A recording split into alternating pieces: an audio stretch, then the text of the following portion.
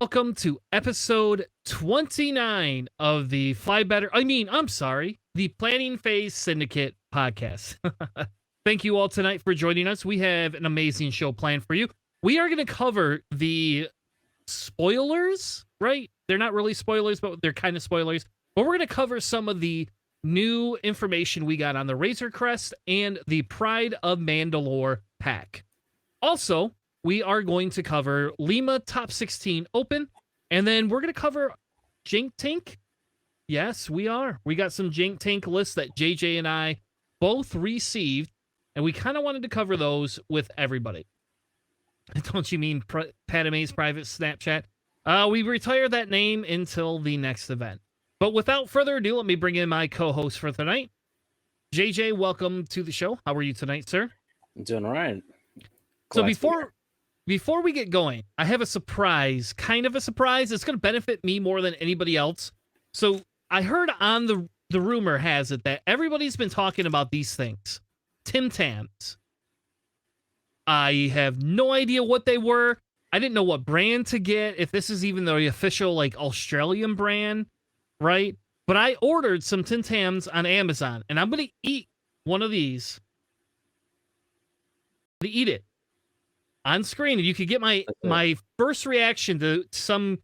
They're not even a cookie, JJ. I guess I'm confused. This says it is a biscuit. What in God's green earth is a chocolate biscuit? Well, their definition of biscuit is different from our definition of biscuit. So I guess it would be similar to like a cracker type, cracker cookie type. All right. So it sounds kind of like a Twix. That's what it sounds like to me. Kind of like a Twix, yeah. So this is literally my first Tim Tam ever. This is the official first Tim Tam of Tantastic's life. It even matches my name, right? So here we go.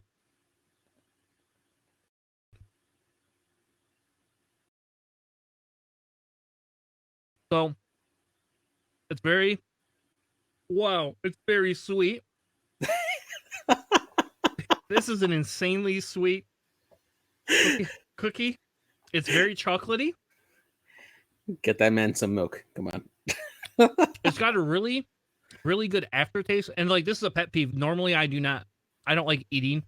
The noise of eating bothers me. So I apologize to anybody that has the same issue.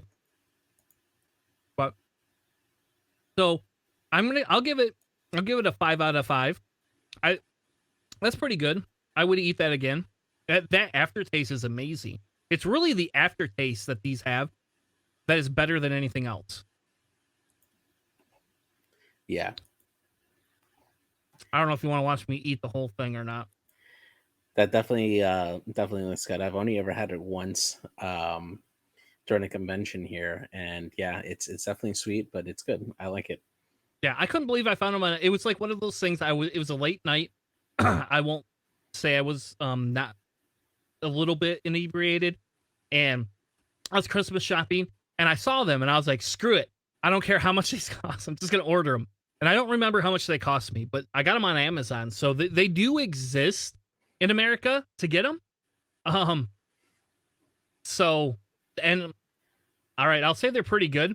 And in fairness, my family has eaten half the pack, and we just opened it at 7:00 tonight. So in 2 hours and 19 minutes, the majority of the family has eaten over half of these. I had to take them to the basement with me because I went upstairs to get some water. And then I noticed that it was almost gone. And I'm like, guys, I need this for the show. You can eat them afterwards. But I need this for the show. So, all right. There's a positive thing about Australia. Now, if you can only make those bigger, like in thicker pieces, I wonder if they'd be even better. Oh, yeah. I imagine so. Yep. Oh, can you get whiskey flavored ones? Oh man, I'd like those even more. Give me a whiskey flavored ones. That'll be dope. Absolutely. Anyway, all right. So tonight we're going to be talking about Pride of Mandalore. But before we get going, how was your weekend, JJ? I noticed It's you're good. wearing a Catan shirt there, so I'm assuming you played a little bit of Yes. Catan this weekend. Sadly, no. I wanted to actually because I actually do a lot of like online gaming with my family that lives over in North Carolina. So we actually play on TTS. I actually had them get all TTS so we can play Catan online through TTS and stuff like that. But we weren't able to get it. We had a few Christmas parties going on in my family, and then so that kind of like mixed a few things. But yeah, hopefully I'm getting it probably next weekend, probably. Yeah. Yeah, I heard there was a tournament that you could play in for Catan, but I haven't. It's probably because of the pandemic. I heard about it right before the Yeah. pandemic, and I was like, I should play in that because I play a lot. Okay, I like Catan a lot. That was one of the first board games I got into years and years and years ago when I actually got back into board gaming. Um, and it's probably one of my favorite. And I like all the expansions, and they have an iPhone app that's like a game app, and you Yes. could buy this. And I played it for forever, and then my wife got so pissed off, and she's gonna hate this story, but she got so pissed off that I would win. She literally bought the same app and all of the expansions and played it online to the point where she's pretty good at it. Like I can definitely say I don't win every time now. Um, so Yeah. it's a little bit addicting to have it on your phone, but sometimes if I'm indisposed, I sit there and play Catan.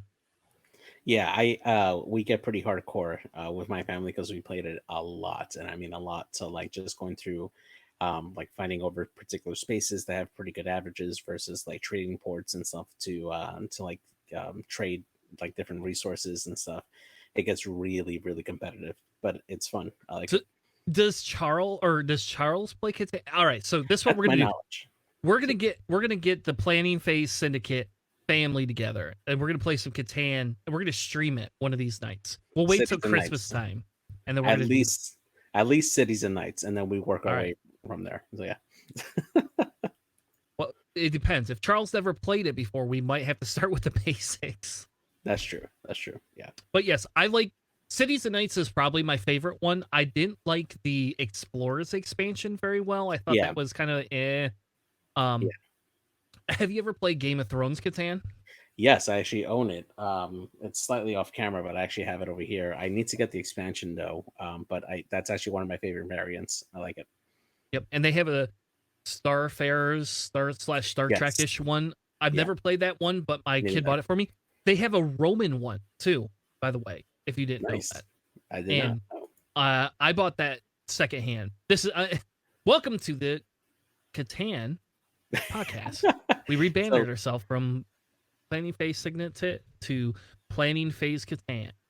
this one here is Settlers of America. So this Yep. one is the U.S. version of Catan, where you go from the east and move out west and stuff. Fantastic. I like that version too. I play it a Yeah, lot. that one I like that one a lot too, but so that one has a lot less strategy per se to it, and Yeah. there's a little bit more luck and chance in it. Um, Mhm. and I found that with playing with the kids, that one went a lot better. For us as a family. So, Yeah. all right, we're do a Catan tournament or something like that. That's what we're gonna have to do. Maybe we'll get Dion involved. See if Dion will stream all of the Catan games, and we'll just like we'll have like instead of an X-wing tournament, we'll have a massive Catan tournament. Oh, sounds like That'd be fun to great. me. Oh yeah.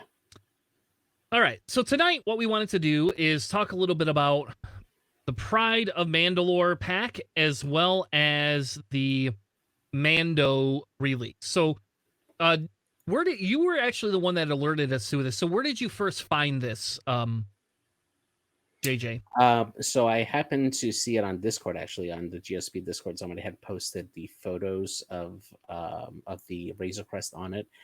So then I went onto the AMG website and I started seeing that they had posted a photo of it like assembled as well as like the pack of it, and then they also had posted um, the Forces of Mandalore, and it's just quite a few typos all over this. And the Pride of Mandalore pack, and it had the image of the rear of it and the front of it. with release dates, which is for February 25th of 2022. Now, the interesting thing about it is that if you take a look at the SKU numbers, the Razer Crest it ends with 90, and then the Forces of Mandalore SKU ends in 93, and they normally put these in sequential order for releases. I believe the Gauntlet Fighter is 9-1, so that means that there's still one pack that's coming that we don't know what it is. So that's probably going to be part of this wave. So there's probably one more announcement that they'll make, hopefully by Christmas, to let us know what's coming up for this wave. So it's exciting. It's exciting to see this new stuff. Yeah, and I was excited too. And there's two things that piqued my excitement. Right, one, this tells me for LVO we are not going to have these ships for LVO or any of these cards, which Yep. is nice because we don't know everything that's in it and we can practice. The other thing that's nice is that means the only way we're getting a points update is when they update the rules this month, if they Yes. actually do it, and that's if they update points. So we might be looking at for LVO exactly what we have right now. Yeah, so exactly. It'll make anybody planning to go a lot easier. So this is the back of the pack, and I got a thing, and then this is the other image. Oh, I cut it off. This is the other image that I stole from their website. Yeah, and it's nice to see that they actually listed a few of the pilots on there. One of the things I'm really excited to see is Moff Gideon on the TIE fighter.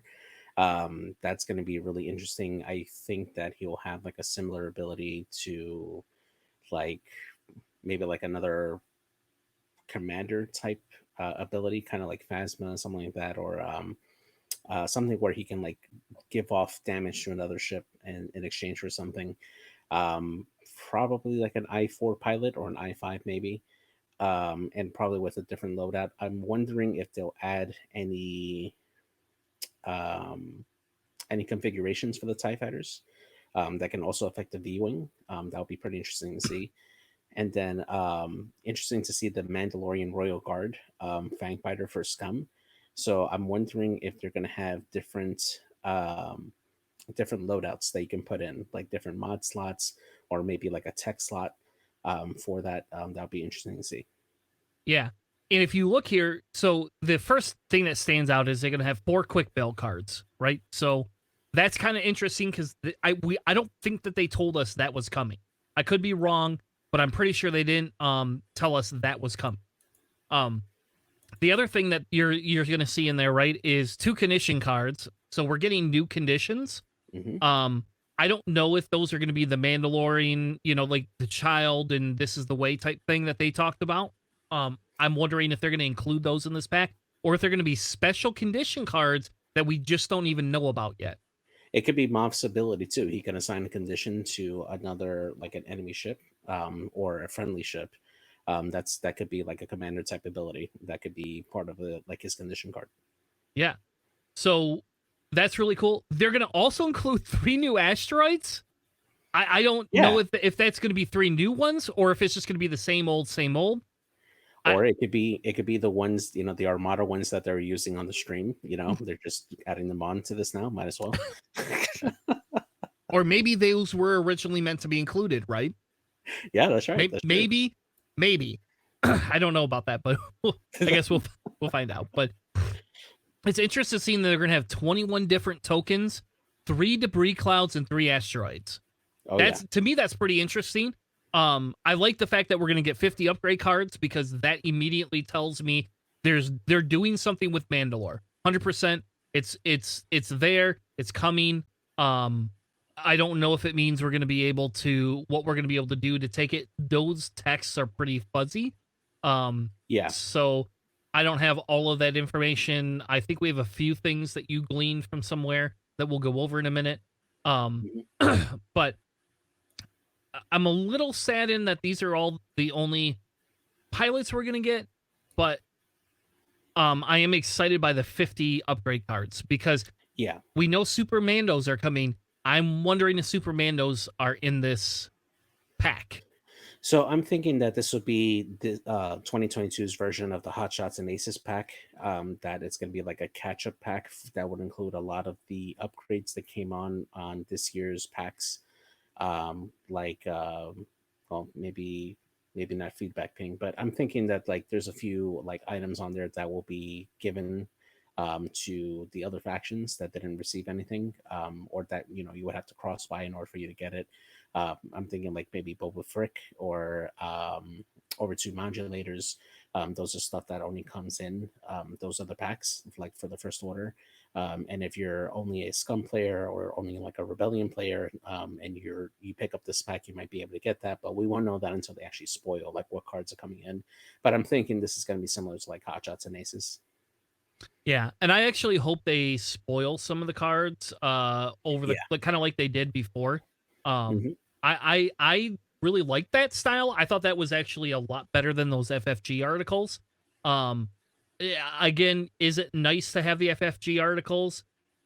Yes, but Yes. it was because it was all once and concise. But when they were spoiling them every week, it gave us new content to talk about every week, right? Yeah. And Exactly. it fed your desire to learn this, you know. Yeah. Yeah, Nabi, you can only be so sad because you guys just got two bloody white wings that are the best thing in the whole wide world. As we're about to find out in a little bit. Ugh, yes. All right, so let's switch back. All right, so the things you had a couple of notes that you had in here. I'm not gonna bring them up on screen, but you want to quickly I go over them? I don't know. Is it something that we Yeah. can see on screen on So those the cards? yeah, exactly. So the Pride Okay. of Mandalore, the back of the pack there had four cards revealed there for like it looks like crew that's going to be coming into this pack here. The first one we had is crew Satine Kreese. It has two charges. One of them is recurring. The card reads at the start of the engagement phase, you may spend two charges. If you do, each friendly ship may choose to gain one deplete token and one focus token. Then it kind of cuts off there and it says disarm token and something else. But this is, I think this could be really powerful. This essentially gives every ship in your fleet kind of like a patience for like that Jedi upgrade that they have. It could be strong, especially if you have another member of your team that can take away that deplete token and like take it out. That could be really strong, and you can, or if you're on the defense and you need like an evade, or rather, if you have a focus or if you have an evade and you need to get an extra focus token, Satine could be a really strong way to make sure that you're double modded. The other one here is Prime Minister Almec. It looks like he has two setups on it. The first one is, or at least the important one we can read, says the setup equip this side up. After a friendly ship at range 0 2 reveals a right maneuver. If it has no green tokens, it may gain one stress token to gain one calculate token. During the end phase, if you have two or less stress tokens, you may flip this card and then that reveals a different side of it. That's definitely really strong, especially if you know you're going to bump. This gives you a calculate, so that's really nice. The next one here is Bo Katan Kreese. After while you perform an attack, if you're range 0 to 1 of the defender, you may re-roll one attack die. So it's kind of like a more wider predator. So that's actually really nice. The last one here Hold on. is yeah, It's not really nice. That's pretty good. That's yeah, a pretty good card. That like, that card better be worth a little bit more than Predator's worth. yeah. That's a good card though. And I think it depends on, I mean, can you imagine putting that, like, if you could put that on Ray? I, I I, think I think they'll restrict this though to oh well, I mean she is in the Mandalorian, so oh man, it could go to Resistance. yeah, Oh I'm wondering if they're gonna create a way to make like certain ships, Mandalorian style ships, and then allow any faction to take. If they were smart, that's what they would do. How about that? Here's yeah, an upgrade that could go on anybody's ship. You to go on any of these certain types of ships, like a I don't know, a config. It wouldn't be a config. It would be, what would it be? God damn it! What's the stupid little mechanic X's?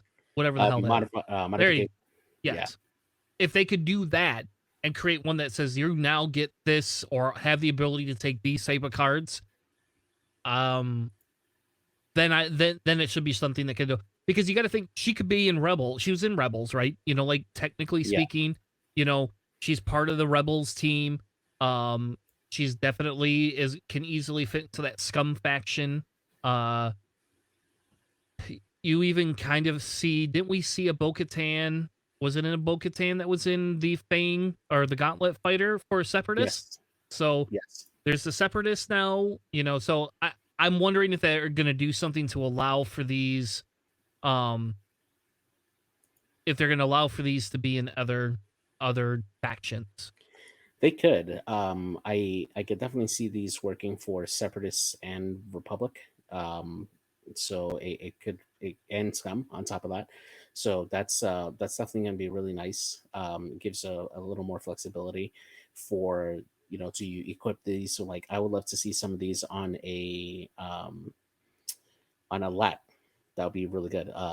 To like especially Prime Minister Almec on a lat to give everybody a focus, and then you equip it with I believe Hound, which he could take away one of those deplete tokens. That's really strong actually. So yeah. All right. One more. There's one more on there. Yeah, this one is it was a little tough because there's a lot of text on there that's missing. So from what I can see here, it says while you perform the target lock action, you can blank an object in your front or rear arc. I'm assuming that means take a lock on an object in the front or rear arc while you're performing a tank. If blank is in your front or rear arc, you may blank one orange or red token. So from what I can guess here is that if you have that object that you locked in your front or rear arc, you can remove one red or orange token from your ship when you engage. So that could be good, assuming that's what that card does. But yeah, it looks pretty interesting. Gar Saxon is a really really interesting character in the series and Rebels, and so yeah. All right. So why don't we move down to the Razer Crest? Yeah. It's very, very silver. Yeah, I was hoping for a little more of a metallic paint, but I guess you could always add that as an aftertouch to it. But I just love the model. It looks fantastic. I love it. Yeah, and I've already talked to a friend of mine that is going to help me paint one of them. I think I'm going to buy I think I'm going to buy 3, and I'm going to keep one in the box just to keep it in the So box. One I can get painted, and one that is, table. Yeah. table. Yeah, like I don't know. Like I've already told my local store I want 2. I think I'm gonna add a third one on there. They're only like $37.99, so they're not like, it's not like I'm spending $50 a pop Yeah. on them. But still, I mean, I don't know if I want to justify $100 just to have one in the box. I don't know, because I bet you there's a list that we can fly with 3 of them in it, right? There's got to be like a generic pilot that they let us fly 3 of them, or maybe I'll get like the what was the IG, God, I can't remember his number now. It's not, IG 10, I think. is that what it is? Yeah. I So have to look it up, but yeah. yeah, Yeah. IG-10 or IG-11 or what it is. I mean, can you imagine being able to like run that? Whew. Of course, there is a danger that they just put this as like all unique pilots, similar to like the Rebel TIE Fighter. But even then, I mean, it'll still be fun. I mean, yeah. Can you imagine if we get Jango Fett in IG-11. that shin in that Hmm. ship? Oh yeah. Oh, that would be Oh yeah. so fun to get Boba. Give me I Boba or somebody. So even though we don't see him fly that ship there, it would be interesting to see like an old man Boba crew or pilot card to come out. That'll be really dope, actually. Yeah, I would be very excited by that. I Yeah, don't know. and I'm really looking forward to the new Disney Plus series. The Book of Boba Fett, because we're going to see a lot more characters come out, a lot more scum pilots and content coming out for X-wing. From that, it'll probably be about like 2 years before we see it, but I'm really really excited to see what they do. Yeah. So just so you know, the release date on this is 2/22, right? 225, I thought, 2/25. but Yep. yeah. Sorry. Mhm. Yeah. 225. Hmm. So I don't know. I'm like I said, I'm very excited by this. You can actually look and see there is some wear and tear on this model. Hmm. So I think that's really cool. And I think, like my assumption, and I'm just gonna assume this, but my assumption is that Dion already has a paint wars in the works for Oh this. yeah, I'm just making an assumption, but show me what without it a looks doubt. like after it explodes. Well, I mean, that's why they put that little part in the bottom there. Miniatures are supplied unassembled and unpainted. So that's to probably reflect what it looks like when it blows up. Yeah, I saw that you pointed that out. So let's talk a little bit about that because it contradicts what originally we were told. Okay, hold on. It contradicts what we were originally were told, but because this could be a promo picture that is used by a different company that's not AMG, Yeah. this might just be something that's standard in some of the other paintings. And if you look at the artwork, you can see this is painted. This is not an unpainted thing. Um so this could just be a joke as well, right? It could just be somebody got a little slap happy when they put this image together and then thought this would be the funniest thing if anybody caught this. And then here's the X-Wing community going, "Oh God, why are we gonna paint these things? We gotta assemble it too. What the hell?" So I'm sure they just handed it off to an intern who just said, "Oh, just copy paste, sure," and they just put it on there.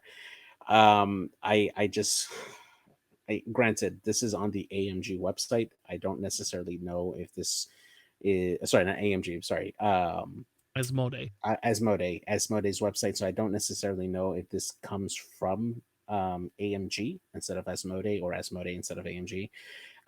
So it probably just is something that they just apply to all of their picture products there, because it does have the trademark there and it's on the same line as the Lucasfilm trademark on the bottom there.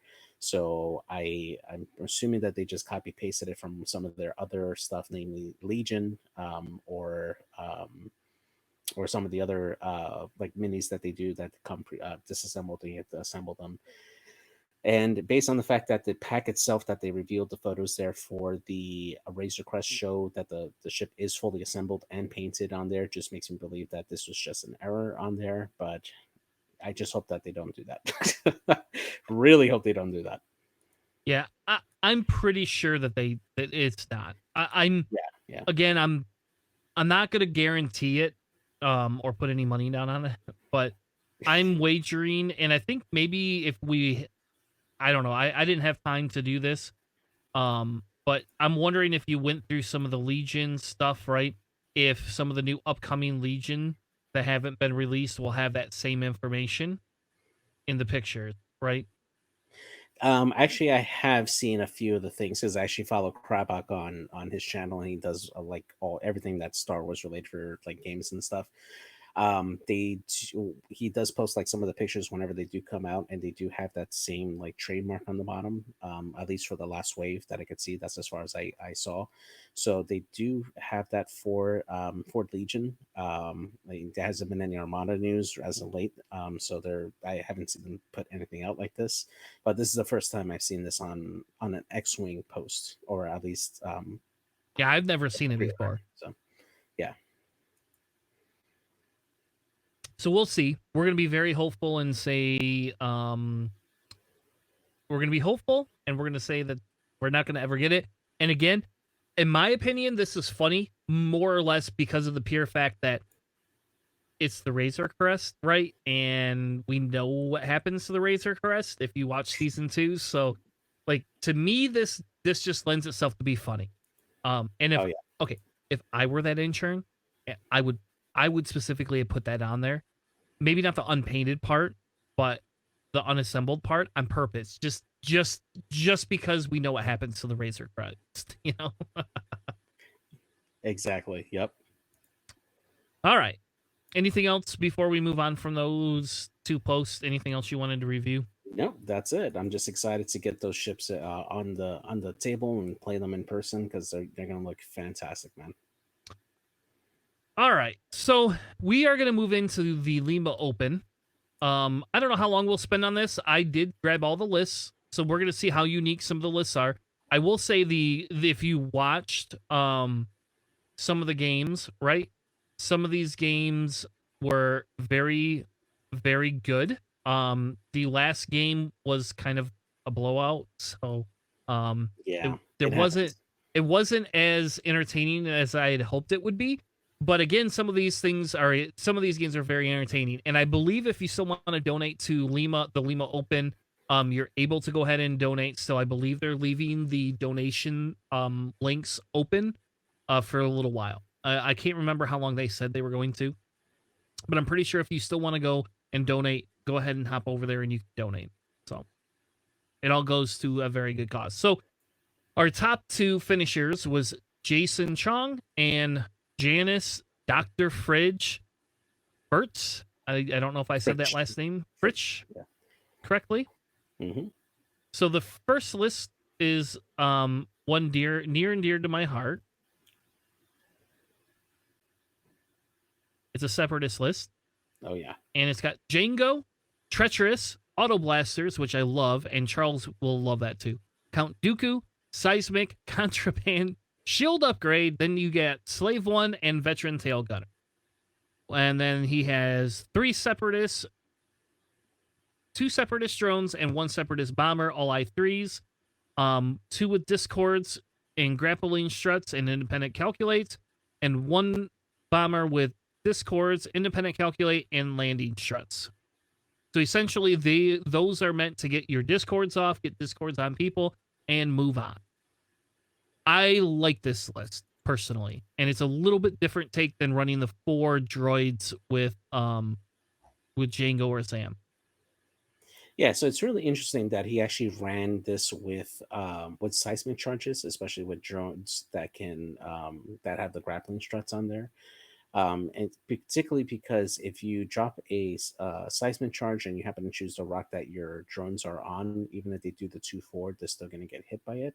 But great job of him just using these, leveraging the Discord missiles on his opponents, and then using treacherous whatever he needed to like cancel the one hit and putting on another ship that's obstructing the attack. And yeah, great job. Yeah, and I like that we get to see independent calculates. I again understand the logic, but in a smaller list like this, those independent calculates will allow him to shoot a discord from each ship and then have a backup calculate for offense or defense, depending on who he's fighting. Mhm. So Oh yeah, very in strong. in this instance, I really actually like those independent calculates on them as well. All right, you want to read the next list? Yeah, the next one here for Jandis Dr. Fridge is one that's the farthest away from your heart. It's a Rebel Bleh, Alliance list. bleh, Dash Rendar with Trick bleh. Shot, Jyn Erso, Perceptive Co-Pilot, Outrider, and Recargo Shoot. Ahsoka Tano with Instinctive Aim, Patience, and Proton Rockets, and Jake Farrell and Proton Rockets as well. With Jyn Erso and Perceptive Co-Pilot, he can focus evade, giving him the double modifications for offense and defense. And then Rick Cargo Shoot, which actually adds another obstacle for Dash to shoot through to trigger Trick Shot. So he can essentially K-turn over the Bree field, remove the stress for using Outrider, and then drop a Cargo Shoot right behind it. So that way he can possibly catch somebody like unaware and give them a stress, deny an action, and then fly away and still get the trick shot off very reliably. Soka is a really good, important piece of this list that helps give extra actions over to Dash whenever he needs it, or if he ends up getting blocked. And Jake providing the focuses whenever he needs to, even to himself, to get the pocket rockets off. So Yep, and this is we've seen this before. The only thing, I guess I don't know if I've seen the patience on Ahsoka. It makes sense, but that's kind of new. I've not seen that before on yeah, Ahsoka. it's like an opportunity type thing, right? Because if you're going to get bumped and you know you're not going to have another shot, patience is nice to just get regenerate that force, especially after the turn she that she spends her ability, which requires 2 force. So it's a nice way to just regenerate that force if you're not going to get shot by anybody else, or if you're going to get shot and you have no tokens on you, having that extra force is really valuable. So Yep. All right, so let's move into our top 4. So we had I don't even know how to pronounce that name specifically. I don't know. Matidja, Huh? Matidja, Matidja? All yeah, right. let's go with Matidja. Yeah. There's that, and then Sebastian. So if you want to take the first one. Sure. For Matidja, he's flying a resistance list here.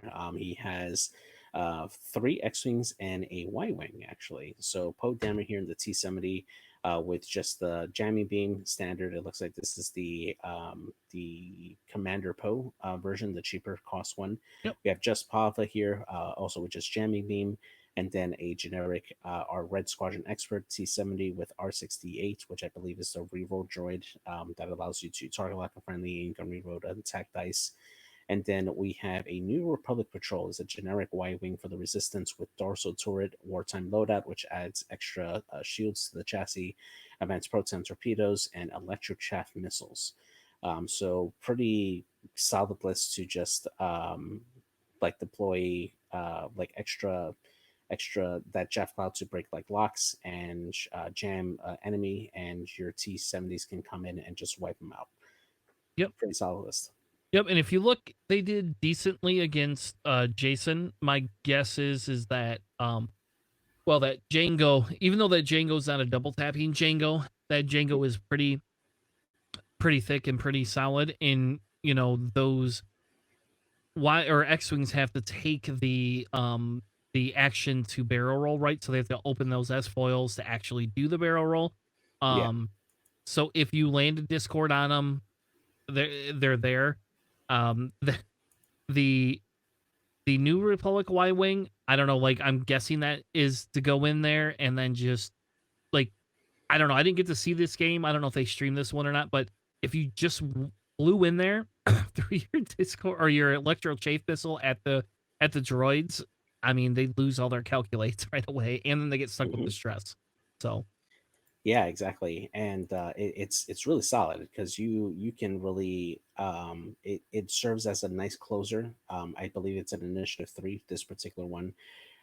If you happen to like line up the shot perfectly and like get your target lock on the ship, you can get that advanced proton off, and by the time that shot comes off, all your other X-Wings have already engaged on that particular target.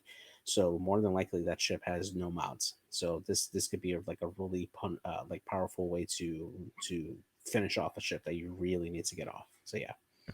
all right, so Teal just said that they did stream this, so I will have to go back and watch this one because this is one of the ones I missed. So that'll be homework for tomorrow. So yeah, that's the best part about when you work at home. You can just throw the thing up next to you, Oh yeah. mute it while you're in a meeting. This is the funny thing, and I got in trouble one time, only one time, but I had GSP, like one of their tournaments streaming on one screen, and the other screen I had the meeting, and all of a sudden I got asked, "Hey, can you present something really quick?" I was like, yes, I'm and having typical difficulties. yep, I hit the share button and didn't realize it was the wrong screen. And they're like, what is that? And I was like, all right, you guys want to know what I do? What I do in my spare time is I play this little game called Star Wars X-Wing Miniatures. And they're like, all right, stop. We don't care. Can you just switch it over to what it is? So All right, yep. so side tangent. So once upon a time, I worked as a 911 dispatcher. And part of my interview process, I had to explain what I do as a side, like on the side as a hobby, because they really go into the background on what you do. So I had to explain this to the chief of police, plus an assistant DA, and a couple of sergeants, what X-Wing was. And actually show them a video of Gold Squadron list while I was interviewing for a job. It was hilarious. I love it. So Yeah, that's awesome. Yeah, my current the new job I just took, it was the same thing when we had to do like this icebreaker thing where I had to introduce myself and tell people things I like to do. And I was like, "Oh, I run an X-Wing podcast." And they're like, what is that?" And so then I got to spend like 10 minutes like having that conversation about it. And then finally my boss was like, all right, well, it sounds like something for young people and not old people. I was like, no, man, it's like all ages. I was like, I'll tell you what. Here's the deal. You guys set up an office party. I will supply 2 mats and we'll play some Aces High games and bring that in. I said, I literally own way too much X-Wing stuff. I'll bring it in. So you set it up. You get a conference room. We'll set up a couple of tables and I'll teach everybody how to play. And we'll make it like a little competition. And you can like grant people like a free day off or something like that for whoever wins, except for me. You know, obviously I would win. So I was like, but you can make it a competition and I'll TO for it. And he was like, we'll see. We'll see. And I was like, come on, man. I was like, if you play other stuff, you'll like this game too. Nice. All right. Sorry for the tangents. Next list is another resistance list, and actually this is a little exciting, to be honest with you. For me, I'm kind of excited to see this mini resistance list in the cut. Yeah. Nabi will probably be sad because there's no A-wings. But this is a strong showing, in my opinion, for resistance. And I think that it's a little weird to see Kaz in the Fireball without the title. But it does work, so it does work. So it's the same cheap Poe again. And then a Red Squadron with R68 and Jessica Pava with M9G8, which I believe it's the Resistance, the droid, right? That's the astromech that is the Resistance one, I think. I believe so. I'll have to take a look at it. And then Kaz in the Fireball. Mm-hmm. So I think this is a pretty solid list. I've been flying, or a friend of mine have been flying something similar, but instead of the Fireball, they have ZZ in there. And they don't have these 2 droids. But it's, I don't know. This seems like a pretty decent list too. Let's see. I can't remember what he lost by. Yeah, that was a really close game that he played. So it's good to see that list could hold up to Dash. There you go. Because I hate Dash so much. Yeah, definitely. The so just to follow up, the R68 allows the rerolls as long as you have other friendlies that have the defender in the bullseye, and then the M9G8 is the reroll droid if on a ship they have target locked. So yeah, he has passive mods on both, so it's nice. Yeah. I like I said, I like those. I like those 2 droids, and I hate Dash. So, and I will not say that enough.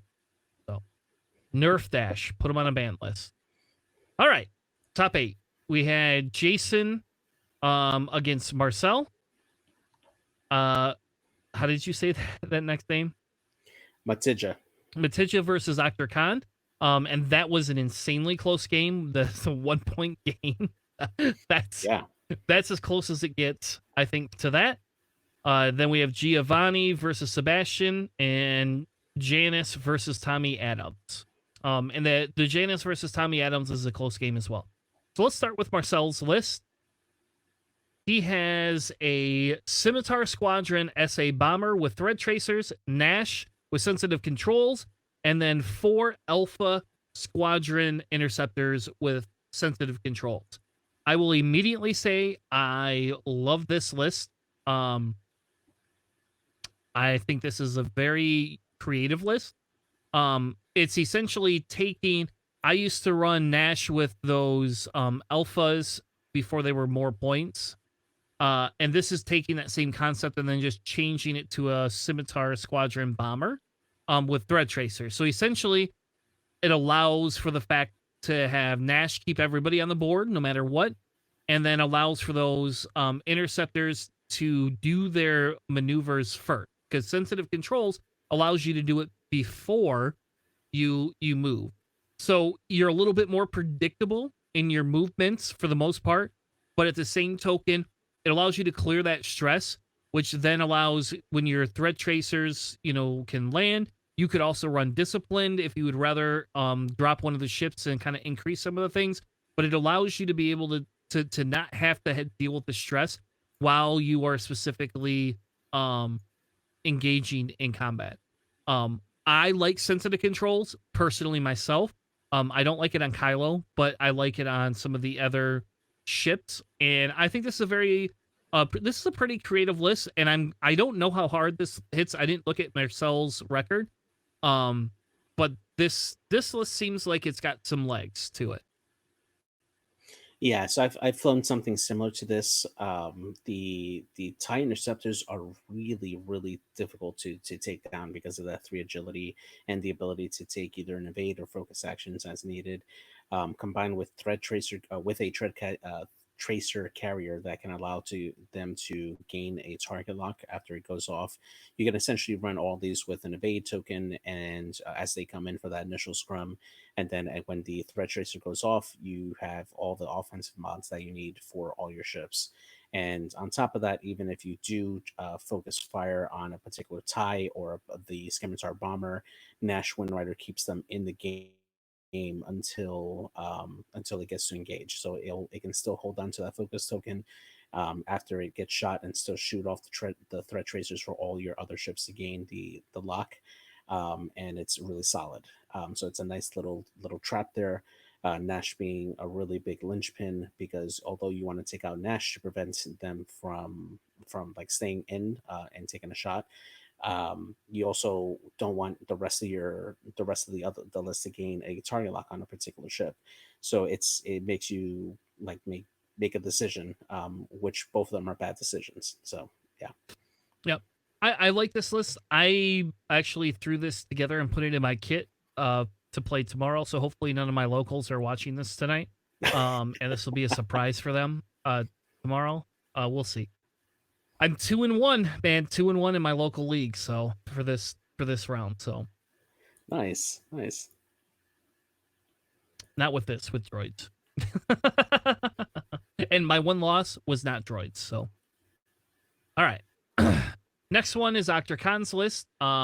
This is a traditional droid swarm. Only difference is he has 2 plasma torpedoes on those bombers, which I think is spicy. I think that's quite spicy actually. Usually you don't see um Union bombers that fat unless they have DK1 probe droids on them. I will say this is a little bit different. I have a similar version of this that I run with ion missiles or ion torpedoes, either ones, depending on which version you want to run, that I quite like. And as you see here, there's no independent calculates. I wonder what this list would do if you had independent calculates on it. Maybe you would have won Octor. So it's interesting because that's my thought too, like how this list would do with independent calculates, especially since you're not running attack droid. But I think it still works pretty well, right? Because you can set up the bombers to land on a particular rock, right? Hopefully, one that's in the center that can cover the most amount of like arc, and just set up a target lock, right? Whenever the ships come in near, you fire off the plasma torpedoes, and if there are drones nearby, you have extra calculates to modify that shot. So it could actually be pretty good. Actually, I would think. Yeah. Yeah. So this is a classic list. Again, plasmas are a little spicy, probably more for the times than anything else. All Yeah. right. Giovanni, we want to read the list? Yeah, so Giovanni, known as Raviello on Discord, joining the Rebel Alliance with Han Solo and carrying with him Trickshot, Kanan Jarrus, and R2D2. Very standard build for Han, allows him to go through debris clouds and just take off stress as he needs to. It also gives him passive force R2D2 to help him recover a shield whenever he's damaged there. Wedge Antilles with elusive and afterburners. That's a very That's a fast very, that's a very fast wedge. you list. I've never ran wedge with elusive mainly because I try to get him with not afterburners. I trying to put him with predator if I'm running him lean because he tends to get blocked after the initial scrum, so that gives him a passive mod always on offense. And then Vector Cannon's Jake, really solid upgrade for this particular list because he wants to be able to get that early focus onto either Wedge or Han, and then on his following turn he could like barrel roll and give himself a focus as needed. So that's a solid cheap support ship at 34 points. So Yeah, that's what I would say. I like this list. I think this is a fun list to run. I've ran against this before. I like the Kanan Jarrus add to Han. I think that's great. Um, and yeah, and you're right. Wedge just dies. Afterburners makes Wedge get that free boost, right? You know, you don't have to flip the card. You get a free boost out of it. I don't know. That's the elusive is different. I've never seen anybody run elusive on Wedge either, but I guess it makes sense, right? You know, if you get a target lock from the previous turn, do a 4K. I don't know. Could work. Could work. Jake with vector cannons, though, is the hot take here. That's like, I've never seen that, right? Because usually he's in the back, and now he's going to be doing the boost ahead of time, giving somebody, so you have to be unstressed to be able to take that. I've not seen that. It's probably really good, and I like A-wings with those vector cannons on them. But I don't know. That's definitely a different way to run Jake. So Yeah, it's pretty solid because it guarantees his ability with the boost, and especially when you're running ships that do not want to be bumped, and gives them the option to still get that focus modifier, especially if they know they're going to get bumped, and then just fly into the scrum and try to wipe out somebody. So I think that's actually a really solid combo there. yeah. All right, Tommy Adams is the next one. His is pretty similar. It's Kylo Ren in the silencer with extreme maneuvers and ion torpedoes. We've seen this before. And then 3 of the TIE bombers with prockets and bomblet generator. That is definitely different. I've not seen prockets ever rain on those before, but it kind of makes sense, right? If you're going in just for a one-shot kill, that's a pretty aggressive hit one-shot kill, right? You know, Yeah, and you run this in the Snaggletooth formation too, so that way you can catch the bullseye more often at those off angles, and you can be really effective there. Yeah, Yep, I like this. I think this is a unique take, and I'm happy to see that it hit in the top cut, right? yeah, absolutely. All right, you want to read the next one? Yep, we got Samuel Razullo and flying the Empire. He's running 5 TIE bombers with feedback ping, ion missiles, electro chaff missiles, and counter nets. Definitely a very, very solid list. It does have mixed arms. Only 2 of the bombers have ion missiles. Another 2 have plasma torpedoes. And then a last one here with diamond boron missiles.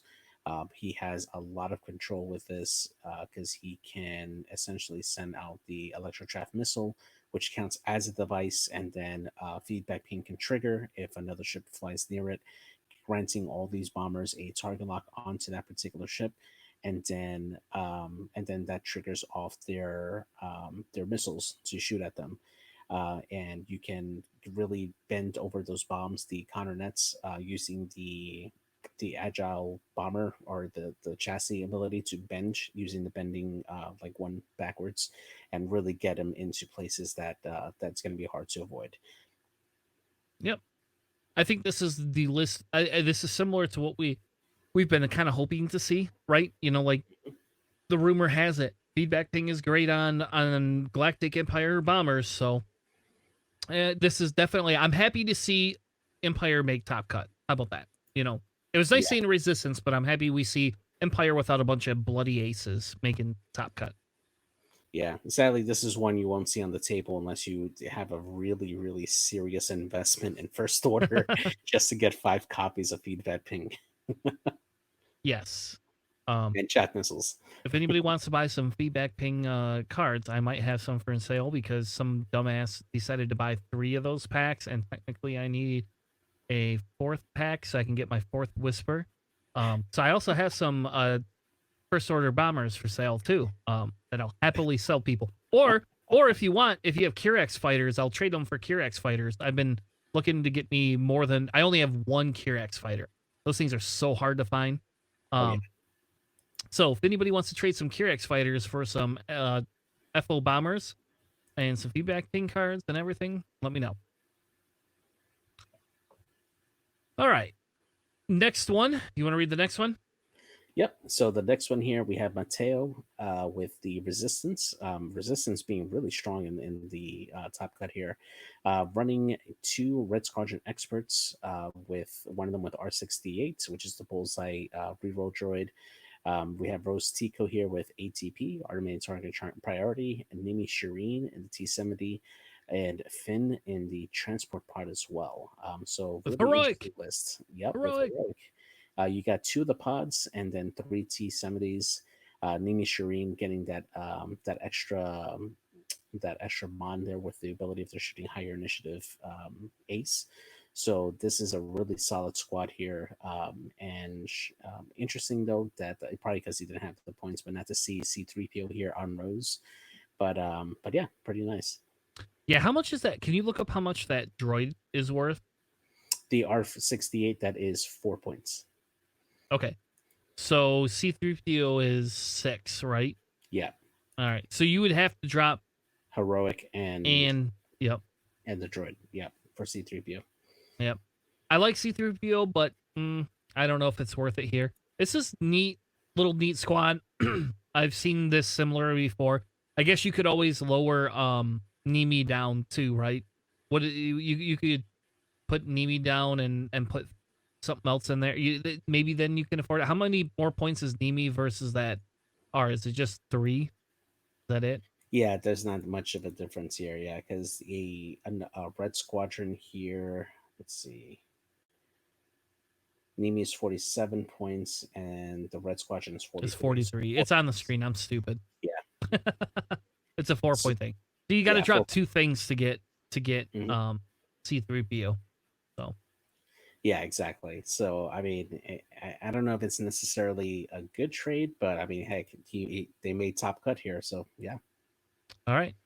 The next list we have Warthog with hull upgrade, a 104th Battalion Arc with hull upgrade, Gold Squadron V19s, 4 of them, and it's a pretty easy to run basic list, I think. You get the Warthog rerolls, you get to live longer, you get to throw an arc in there.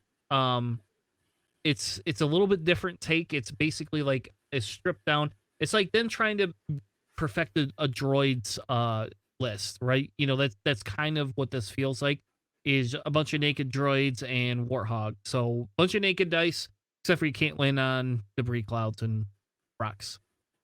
God, I hope we get more debris and rocks for droids to land on. So excited by that and that new pack. So excited.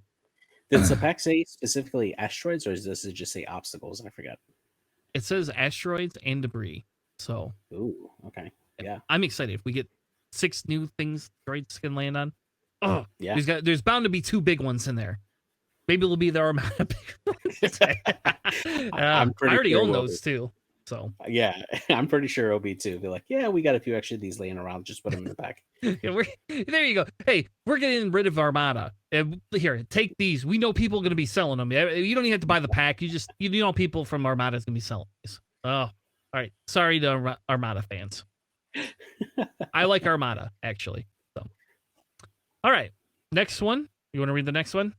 Yep, Mattel Dar with the Galactic. Oh, actually, sorry, we read that. De Beer here with the Separatist Alliance. He has the DGS 047 Oop, HMP droid with repulsion of nope. stabilizers. You Oh, missed did I you skip? missed Timpan or Team Open.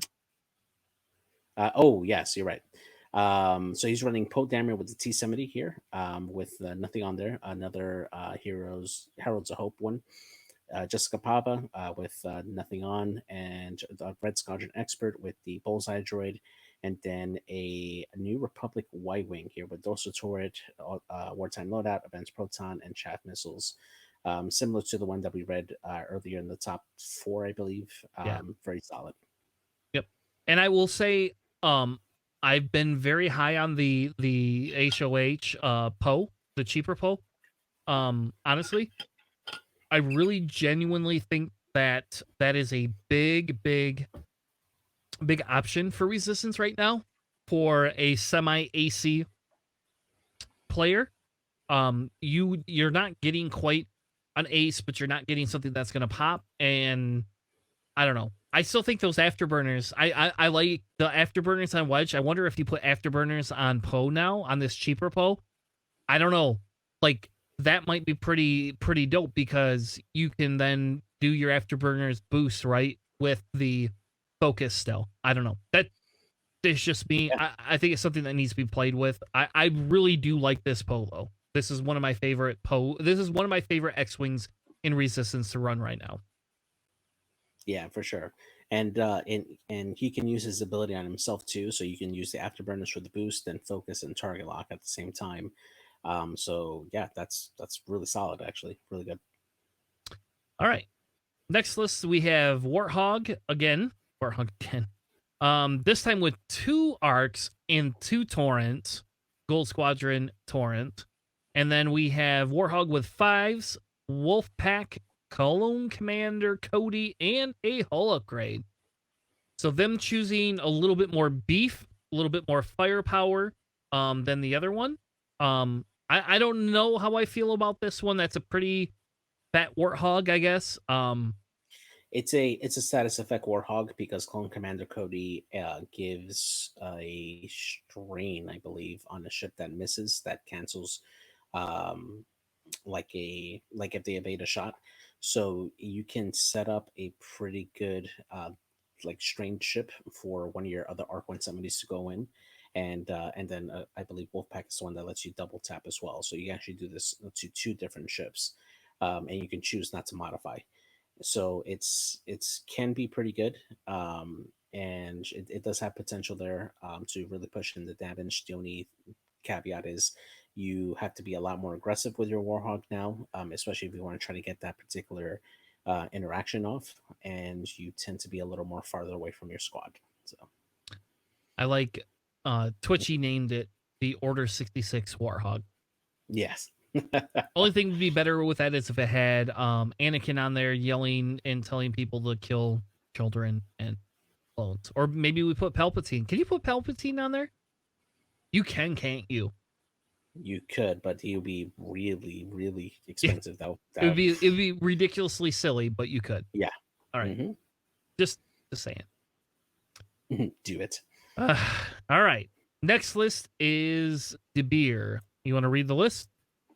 Yeah, so De Beer here is running Separatist Alliance with DGS-047, HMP droid with the repulsor of stabilizers, and then we have 5 more HMP drones. 4. One of them, I'm sorry, 4, 5 in total. 2 with ion missiles and the stabilizers, 1 with the arcade probe droids, and 1 with K2B4, which is attack droid. Really, really solid list. HMPs just have an incredible time on target with that 180 arc. The probe droids allows them to take target locks really easily from a distance, and then ion missiles just help to keep control on any particular ship that comes into their arcs. This is a really tough ship or tough list to bring down, and there's a lot of beef on this, so it's very difficult to take this down fully. But and they can do a lot of damage back, just death by 1,000 needles. So Yep. And I own 5 HMPs, so I can put this on the table. Now, jeez. all right, I want to talk real quick about the K2B4, right? I think that is a spicy take on this. I've been running that on Watt when I've been running my Droid Swarm. And when I threw independent calculates, and I'm going to throw a little shade at John here if he ever pays attention to the show. I did not run independent calculates at all during our matchup, but I have been running it at my local. And yes, it is a little bit less maneuverable. Yes, it does suck when I have to spend both calculates on defense before I can even shoot. But I've been able to give so many strain tokens to people, it's not even funny. Being a how on this list it works is beyond me. I'm not 100% sure, other than the you get the soft re-rolls from the fact that you have the ships locked, Yeah, right? yeah, Um, exactly. Yeah, and that's exactly how I would run this, because after once you get the locks onto ships, and you would spread the locks out, right? Because you're only shooting 2 dice usually, if you're not shooting your missiles. So you would have 2 different ships lock onto 2 different ships, 2 enemy ships, and then the 5th one can either add on their lock if they want to, or a 3rd ship. So now anytime your HMPs are shooting any one of those three ships, they have passive rerolls now, so they can exclusively use the calculate on the remaining turns to trigger K2B4 if they're getting shot. Yep. So that's really solid because you have that balance for both. Yep. And the way I would run this list is I would set them up to do all zero stops turn one. Take your stress, then you shoot your probe droids move, then you do your one forwards, clear your stress, take your target locks if anybody's in range. If nobody's in range, you now have the option to either zero stop again or do your one forwards again. That's the fact that these things can go one forward as a blue maneuver is that's just insanely good for these ships. So you can stop, go one forward, stop, go one forward. It's really, really good with pro droids. Like, I've never ran 5 of them together. I think Ryan did in the GSP showdown thing. I'm happy to see 5 of them make it to top cut. I don't think this is like the best list in the world, like meta list, but I really do genuinely like this list. And I'll probably put this on the table at one point. I think that'll be a fun thing to do. But that K2B, I guess I see your point. If you all have the passive rerolls, why not just K2B, right? You know, just keep that. Because you can shoot your missiles as long as you got 2 on there. If you have 1 hit, 2 rerolls, you're guaranteed at least another hit, if not a focus. And you're all I1s, so by the time you get through all of that, you're the last one shooting typically anyway. So you know what you get to do with your mods. So yeah, exactly. Yeah, it's solid. I think it's solid. I like it. If I own more than one HMP, I think I would probably steal this list. I do. So I do, unfortunately, own 5 of them. You know what's funny? How about this? You want to know what's really funny though? I only own 2 bombers, or not HMP, Techno Union bombers. I own 8 droids, but only 2 of the stupid bombers, and then I own 2 of the fire sprays. I own 4 Nantex. And then I have 2 Grievous ships, whatever the Beelzebub ships, and 1 Sith infiltrator. So nice. I like myself this. Anyway, Cormac is running another Republic list with Anakin in the ETA, Shakti in the ETA, both with Patience, both with Predator, R2D2 on Anakin, which I'll be happy when they make the change and you can no longer use R2 to regen shields and make yourself or regen your. Is that what he does? No, he regens hull, right? So he can do a lot of different things. So this is the most versatile R2D2 because he can actually remove devices. Okay. As well. So he can do the shields if you want him to as well, but his ability is nice with the other devices around it. Now for his cost, I think stealth device might be slightly better, but then again, I mean he did do pretty well here. It's he can do also he can repair a damage card, which if you get a like a structural damage or the one that reduces your agility, you can use R2 to completely repair that. So that has its uses, but it's only 2 charges, and for Anakin it's going to be 10 points. So that's pretty pricey for Annie, but it's it definitely has its uses. So well, you know me, I like my self device a lot better. But either which way, like I'll be happy when they institute the rule that when you hit half points, you get half points. You can't regen past it. That's all I care. Like I like that. I think that needs to be fixed. That was a broken mechanic in my opinion. Yes. Then they also have 2 V-Wings, one with synchronized console and ESC, and one with Besh and Counternets, and then Tucker with Prockets. So this is like a scum Republic list. That's what this feels like. It's like a little bit of everything. Yeah, definitely. And I think he just put the S title on there probably because of the points. It's free. That's pretty good. Synchronized console, probably getting that target lock off of either Anakin or Shakti, but it could be pretty solid. And Tucker, if he happens to get into the shot for proton rockets and somebody else decides to shoot like next to him, and Tucker gets that free focus, that could be good. But yeah, I like it. All right. The next list is Andrew Oler with Wedge, Garvin with Selfless, Kyle Katarn with Moldy Crow, and Jin Urso, and then Hera in the A Wing.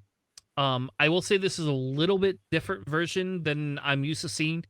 Usually I don't see Garvin. Garvin is replaced by Jake typically. Um, I understand why people use Garvin, right? It is um, extremely strong. Um, and Twitchy, I guess you have to tell us which list you fought against because we just talked about two of them, and I don't know how long the delay is. Okay, there you go. Yep. And so the Hera Garvin synergy with the Kyle Katarn synergy is great. I don't. I've kind of moved past the Garvin because Garvin's a one trick pony, in my opinion. In this style of a list, and with Jake coming in at 34 points, is it 34 or 36? Either which way, 30, you're getting 12 to 14 yeah. points. What's that? Yeah, it's 34. Yeah. So with Jake coming in, you can put Jake and Prockets, and then you can put Plasmas on Wedge. And I will not tote the amount of love I have for Plasmas on Wedge. I just they're They're my good. it's my Yeah. favorite. So I can see the reason why Garvin works really well here. It makes him a good escort for Kyle. If you happen to run this with Jake, you have an issue with the Hawk trying to catch up or keep up with the rest of the list there. Or you restrict them to just do two straights constantly, and when after you get to the initial scrum, it gets much harder for the Hawk to be effective.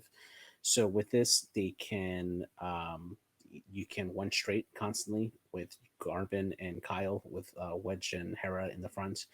The combo in particular here is if they decide to shoot at Garvin, Hera can pass over a focus, and Garvin can spend it and give it right back to Hera.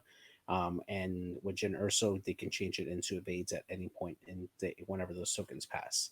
So it can be super strong to have that focus token transfer between ships constantly, and provide it over to the rest of your fleet. If they decide to try to burn down Kyle, Garvin can at least absorb those crits and keep the Hawk in there for a longer time, while Wedge and Hera just punch in and try to like destroy the enemy before they can like out damage you. So flying this in a loose block, this could be really good.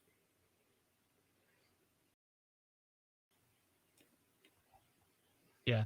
And I agree with you. This is just this Rebel Beef list. It'll be nice Yeah. if they at some point start trying to fix this token passing crap that we're seeing. If it were calculates, I'd be a little bit, at least it would be a little bit less issues because for Christ's sake, I mean, when you keep giving focuses back and give another focus, I mean, it's like, I don't know. It's a recycle bin of information, I guess. I don't know. It's not the worst. I don't think it's the end of the world. Obviously, it didn't win. I don't know. What did Andrew lose by? Let's go up and look. I think I have to go all the way to the top because I stupidly left it all the way at the top.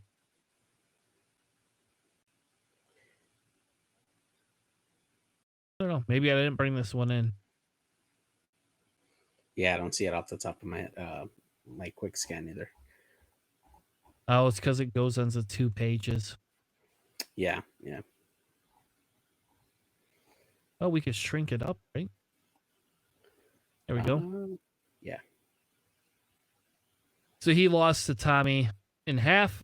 So obviously that's, that one's not at the end of the world. It can lose. It's just it's a jousting list that gets to give its tokens back and forth to each other. Yeah. It's exactly. annoying. It's not a dash list though. So how about that? I will say that. I hate dash. Yeah. I'm happy it's not dash. Yeah, exactly. So let's go on to Jank Tank. All right. So I'll bring up really quick if you're playing Jank Tank. Oh, I guess you can't see that. If you're playing Jank Tank, there is lists that you can look at everybody's different lists. Otherwise, if you're not in Jank Tank, I guess you can't look at them. So, um, I'm excited for Jank Tank. I'm not very excited by what I got, but I am excited by Jank Tank. But we're not going to start with me. We're going to start with I don't know, JJ. And I should All probably right. make it so that people can see the screen. Yeah, just zoom out just a little bit. So the first list that you have up here is the first order squad that I got here. So this one here has quick draw with trick shot, advanced optics, homing missiles, suppressive gunner, passive sensors, and electronic baffle. Static and the FO fighter with trick shot, biohack script codes, and targeting computer. The She class shuttle generic with Gunk, Commander Pyre, targeting computer, and Commander Malorus in the FO fighter with Juke. This can be actually a pretty decent list, mainly because of the upgrades that are on a lot of these ships here. I definitely like Juke on Malorus because his ability allows him to convert all hit results to evades or focuses, or sorry, evades or hits while he's attacking. So if I just evade, I can trigger Juke and pop his ability and get in hits that way. So that can be good. I hate that I wasted 6 points on targeting computers on ships that don't need them, but yeah, it is what it is. So Commander Pyre I actually like because right off the bat you have that passive mod defense versus an attacker that's stressed, so that can keep this coordinating ship alive often. And then Static, I'm a little iffy about it. He's probably going to be the main target of my coordinates at some point after Quick Draw is burned down. He can be really effective if you get a focus and a target lock on onto a defender, because you can just spend both to make all your results crits. So if you get this at range one, that's 3 crits coming into you automatically, right? And there's nothing you can do about it. Quick Draw is pretty bloated. Um, I would have liked to had points to put in Special Forces Gunner, but it is what it is. Homing missiles is a nice way to get that damage through no matter what.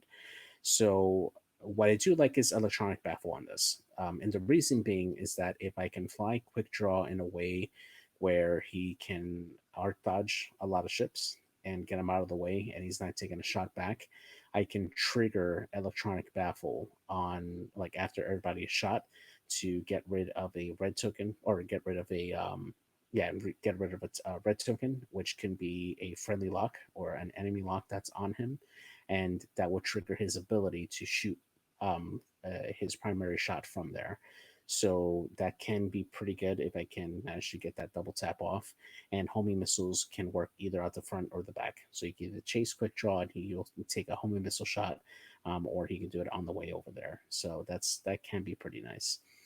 Beyond that, I mean, the only thing I would change here, I would probably take off Gunk from First Order Courier and Are you change. sure? It's gunk. It's gunk, man. Come on. I don't know. It's I gunk. would I would change it to Phasma for the same points. All right. Phasma, you're giving stress to each enemy ship at range 0 to 1, and then Pyre comes in, so Yeah. it's a nice combo. So Yep. yeah. There you go. All right. Your second list, I believe, was this, right? Yes, this is what I ran on Thursday against Corey and got absolutely creamed because apparently I don't know how to fly B Wings. So I got AP5 here with Predator, Delayed Fuses, Caden Jarrus, R2D2, or sorry, R2 Astromech, and then the Phantom Title, 10 Num in the B Wing with Sync Laser and the foils and the prototype upgrade there. Harrison Dula in the attack shuttle with R2D2, and then Gina Musong with just the foils. Pretty solid list for me because I do like to run B Wings, although the Thursday stream showed that apparently I don't know how to run these B Wings. That is a very bloated AP5. What I ran on stream was removing Kanan and putting in proton torpedoes on Gina Musong so that way she can shoot that at I5. I have been toying around with putting HLC instead on Gina Musong just because I think I trigger the double tap a little more. often than the proton torpedo shot, and it could be a little bit better. I still need more practice with that particular type of upgrade, or loadout, I should say. But I think that might be the way I'm going to go for that. So if you want to add, I know you like your. So if you want your HLC, what you probably should do is drop the R2D2 then, right? Yeah, I was thinking that because I mean, Kanan can be useful for his ability it, because it it, does affect that range 0 to 2. So it, yeah, it is. Otherwise, you could take and put ions or say. All right, I'm gonna say you should put sync laser ions. cannons because that's just me. Like that's Chris saying, for fuck's sake, these B wings now have the ability to get these. I get they don't have a calculate, and I get that. I 100% understand that, but it's still a range 3 3 die um attack. 3-die attack. Again, your ion cannon is similar, right? Ion cannon is pretty totes magoats with that. You could drop R2D2. R2D2 does shit for Hera. Period. Yeah, Like exactly. there is literally no reason to have R2D2 on there.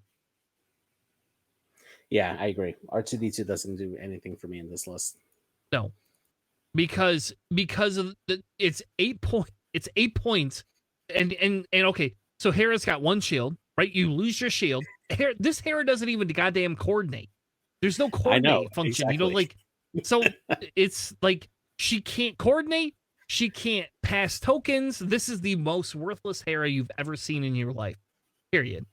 But I would 100% drop the R2D2, and then if it were me, I would take either ions or sync laser cannons. Just personally.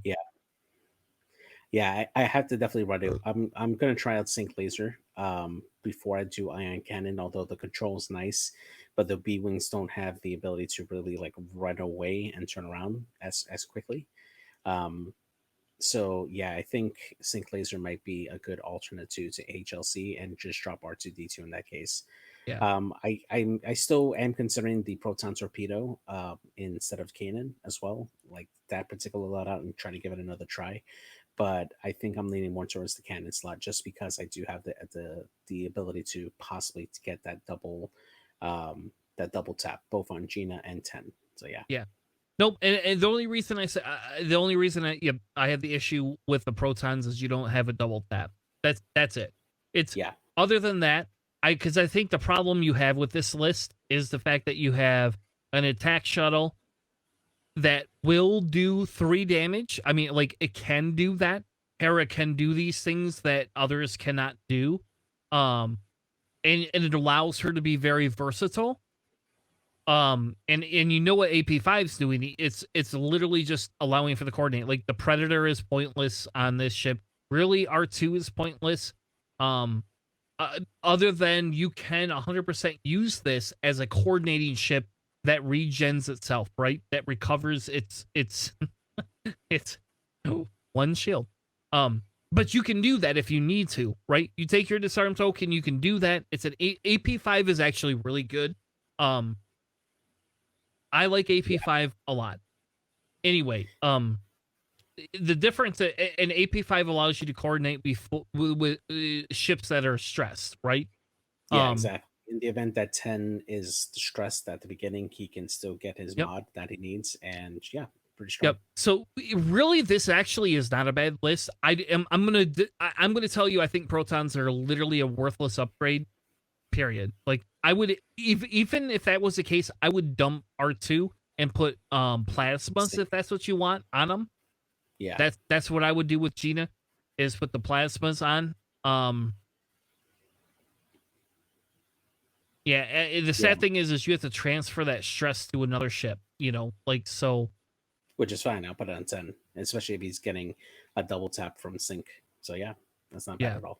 So I think I really just think that the ability, that the genius ability works well with 10. Hera, whatever. This should be Hera, not in this. You could have Jake and it would be so much more effective.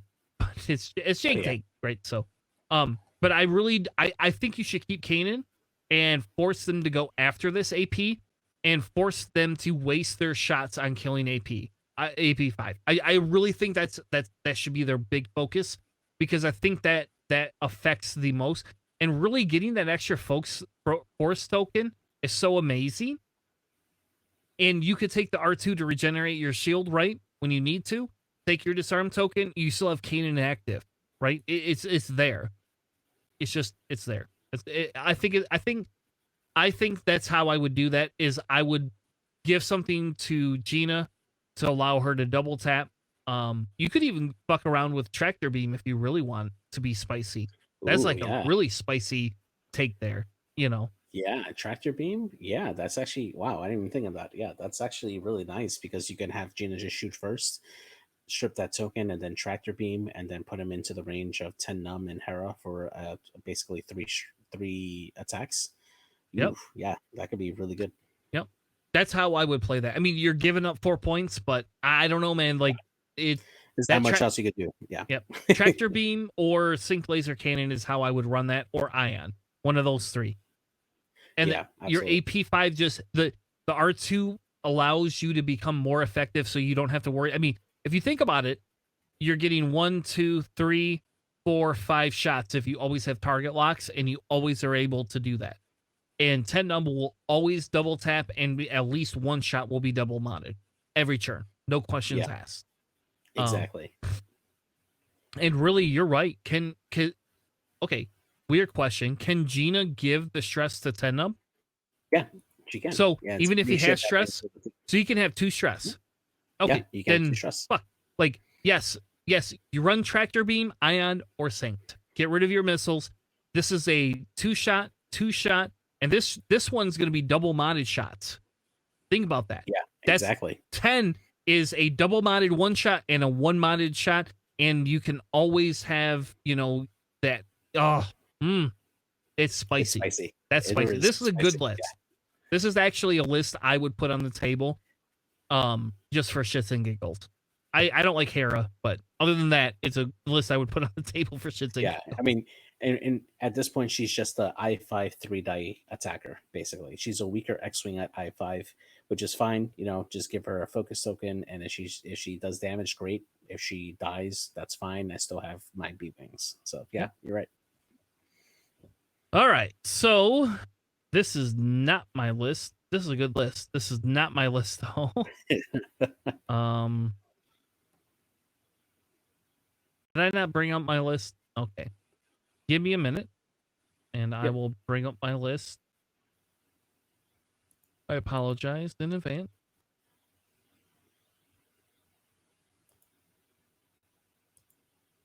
I can't believe I didn't bring my list up. Oh my god. It should be on the dock. They are. You're right, they are. I just can't believe I didn't bring them up. What list did I bring up? What list did I bring up? I don't even know whose those other lists are. Probably the guy that was underneath you. Probably. All right. There's one coming up. While we bring Tanner's list up. Oh, there's one of them. So there's my first list. We'll go through my first list first. I have Lieutenant Revis with Pattern Analyzer. Agent Terex, which I'm not actually upset by. I like Agent Terex a little bit. With Swarm Tactics, Sensor Buoys, Tactical Officer, Rigged Cargo Chute, Feedback Array, and a hull upgrade. And then I have Petty Officer Thanison. Thanison? Is that how you say that? Mm-hmm. Yeah. With automatic target priority, target scene synchronizer, perceptive co-pilot, and then I have a standard Zeta Squadron survivor with passive sensors.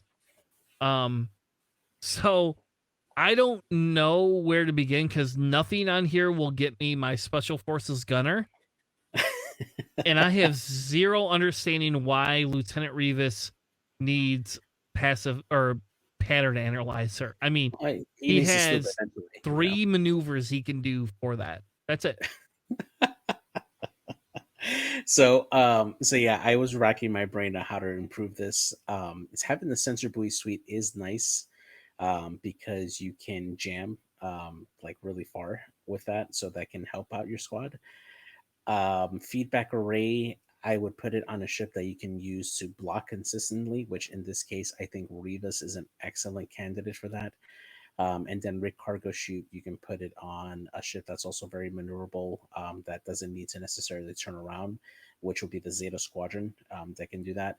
So for this list, what I was thinking was, because the SF fighter can shoot missiles at the front or back, you can drop the whole upgrade for missiles. You can either do clusters, for 4 points, or you can go all the way up to homing missiles if you want as well, using passive sensors to at least guarantee a hit, or force them to take 4 dice.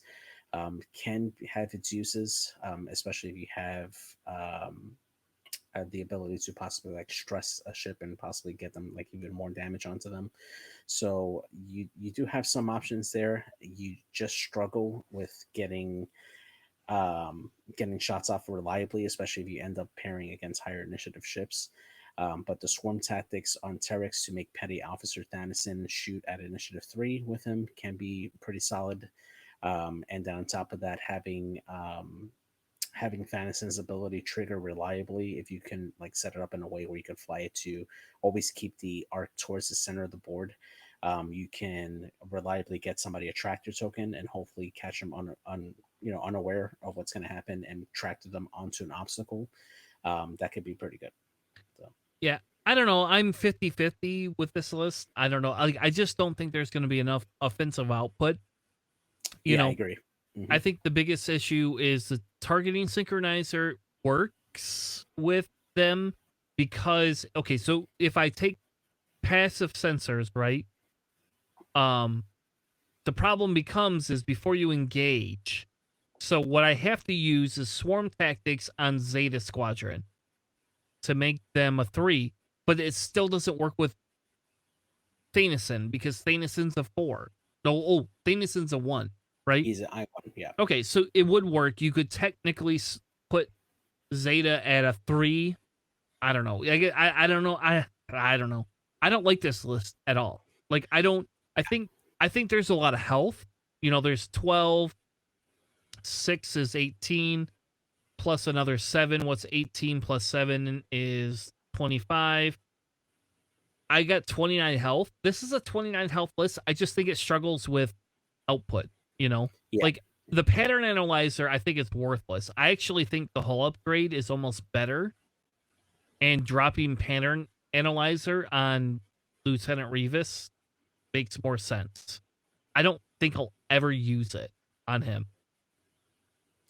Yeah, I mean, because you do have that feedback array, I think that Rivas just serves to really, to be like a blocker at the initiative 1, honestly, and then you can use him as a sacrificial lamb, to just gain the ion and cause damage to everything that he's blocking. So that's okay at best. Um, yeah, the offense is what is going to kill you, because the Zeta Squadron has to be close range to get those missiles off reliably. Passive sensors can help him at least get that lock off, but honestly, you're going to be spending more time coordinating, trying to get that, like other mods onto them.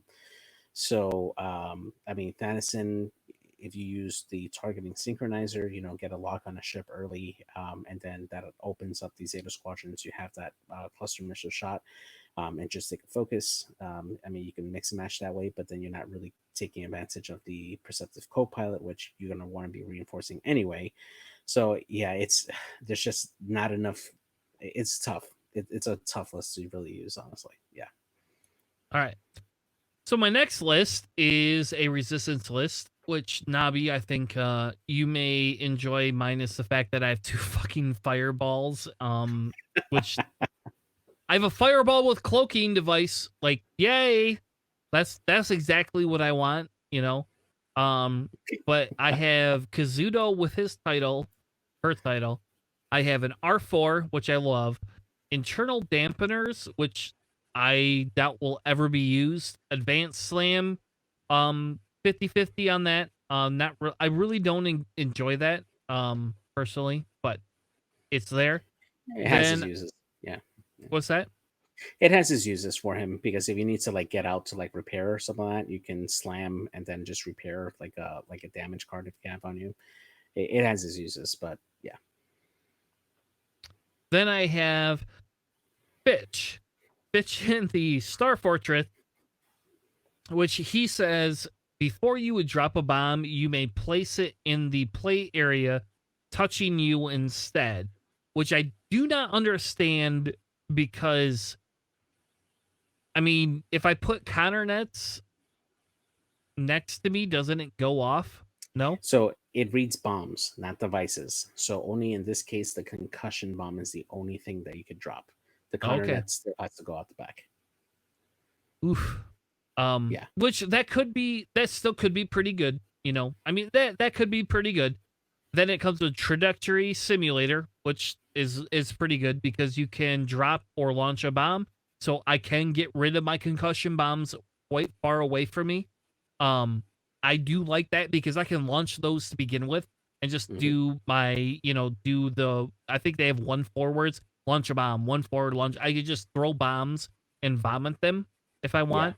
Um, I have veteran turret gunner, which allows me to perform a bonus attack, which is really, really good actually on these Star Fortresses because I could point them out the sides and basically I have I don't know, a 180 arc. Essentially, I have a 180 arc.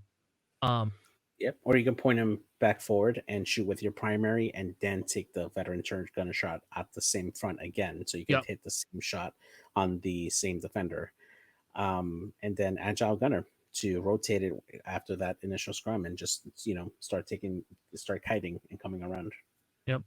Obviously has targeting computer, which I don't need. Targeting synchronizer, which that's why that's on here is beyond me. And I have a Gronk droid. I mean, whatever. And then I have Akbar in the Y Wing naked. Now, here's where I wish we could do two upgrades because if I could do Yes. that, I could dump my Gonk droid and my targeting synchronizer and have cluster missiles and um the wartime loadout on Yeah. him. Yeah, it's tough because not having anything on Akbar just kills, man. Honestly, I would invest the points on something on Akbar. I would honestly go with a ion cannon to just have him like ionize somebody, and hopefully that would help Finch drop off a concussion bomb out the side before he leaves and help them like run into it. Um, I think that's the best use of that. And on top of that, because his ability allows him to change a stress for strain, you can either do those hard threes or the four forwards, or the turnaround maneuvers, and continuously like just get behind ships to just ionize them as need be, and still take actions to either rotate or take a focus if you already have them in arc, and go from there. The fireball, though, the generic one with cloaking device, I mean, I guess that's your blocker. But I would drop gunk for the ion cannon in a heartbeat. Yeah. And I think you're right. I mean, really I wanted that wartime upgrade or wartime Yeah. loadout, but I don't know if it's worth putting two shields on a one agility ship in Jank tank to, you know, I don't Well, know, if you had it and then had the ability to put in missiles or a torpedoes missile or something. or torpedo, yeah, and then having the ability to have crits not being able to be canceled and bullseye, I mean that's solid. Since it's Jane Tank and this is all for charity, I will probably take the resistance list. Though it's funny Yeah. because the first thing you messaged me was you can't run the resistance because it has two fireballs. Stop. Don't do that. It's worthless. But um, I don't know. It's tough. I mean, Kazuda is very strong. Most of the times, he's going to be running three attack, three agility. Finch Dallow with the double tap and the bombs can be pretty strong. I think you just need control, and Akbar can just give you that. And I think this works a lot more. There's a lot more potential for synergy here than your FO list. So I think you'll have a better shot with this one. Yeah, I think you're right. It's the sad thing is the FO list is the one list I thought would be decent enough for me, but no, of course not. I had to get shit. You thought wrong. Yep. I should have chose separatists, and then at least I would know how to run the ships. You know. Yeah, right. Oh well. All right. With that being said, I don't think we have time to go through our rebel stuff. It's almost 11 o'clock. Yeah, it's fun. Yeah. We've been running an hour and a half. I'm pretty sure JJ has to go to bed at some point. I don't Yeah. sleep, so it doesn't matter to me. We could do a whole Catan tournament right now if you wanted. You know. Thursday night stream, Catan. Sure. No. Sunday night, 11 p.m. drunk stream Catan. Oh, heck yeah. Chris With gets Tim- very verbal and tells JJ how much he can go fuck himself. Every time you roll a 7, you eat a Tim Tam. I don't have that many. Sevens Better go roll get too some more, fucking man. often. That's what I'm saying. You better go get some more Tim Tams, man. I can't. They don't sit on my store shelf. I don't know. Maybe Meyer does have them. I don't know. That I don't know. Can we smoke cigars while we do it? Not here, but sure. I'll simulate one. Simulate one. I can't smoke in my basement either. My wife would kill me. We don't smoke in the house. I don't smoke at all, so it doesn't matter. But we don't smoke in the house. So, yeah, my brother-in-law went to Mexico and brought back Cubans. So, Nice. I just don't have a humidor to put it in, so I have to figure out how I'm going to smoke it in the next couple of weeks. Nice. But anyway, thank you all so much for joining us tonight. Next week we will, unless they have spoilers, we will continue with our Rebel series. Again, it will be followed up by a Separatist series where we're going through what pilots and some of the abilities and different things that we want to communicate with on how you can run some of these different ships with some different list suggestions for those who have not ran Rebels or those who are newer to the game. With that being said, we do have a Thursday night stream where we take, if you want to sign up, we have a sign up sheet. You're welcome to sign up for our Thursday night stream. If nobody signs up that's outside of our group this week, we will be running Jank Tank against each other. That's how it's going to be. And yeah, that's what we'll do. And if anybody wants to run Jank Tank against us, we'll pick random Jank Tank lists from the Jank Tank list that GSP has generated. And then we will run them against our lists in the same manner. So that's how we're going to do it. In the future, we will be running an Aces High stream here during the holiday season. And we will be running a Catan, I guess, because I decided that we're running a Catan thing. So either which way, our sign-up stream is the place to post whatever you want to run with us on Thursday nights. With that being said, thank you all for joining us. We'll be back next week, 9 p.m. Eastern, hopefully. Chris will be on time this time. Have a good night, everyone. Have a good night, guys.